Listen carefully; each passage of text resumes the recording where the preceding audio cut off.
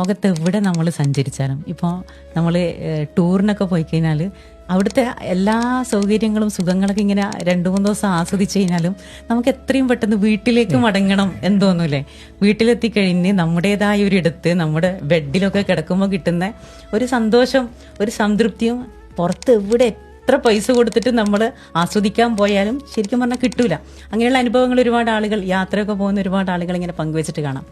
അപ്പോൾ അങ്ങനെയുള്ള ഒരു ഇടമാക്കി വീടിനെ മാറ്റേണ്ടത് പെണ്ണിന്റെ മാത്രം ഉത്തരവാദിത്തമല്ല.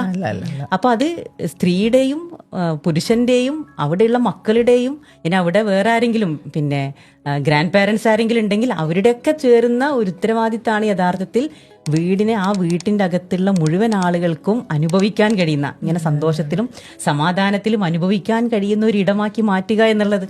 അതല്ലാതെ വരുമ്പോഴാണ് പലപ്പോഴും വീടാണ് പ്രശ്നം, വീട്ടിലാണ് പ്രശ്നം എന്നുള്ള ഇത്തരം വാദങ്ങളൊക്കെ വരുന്നത്.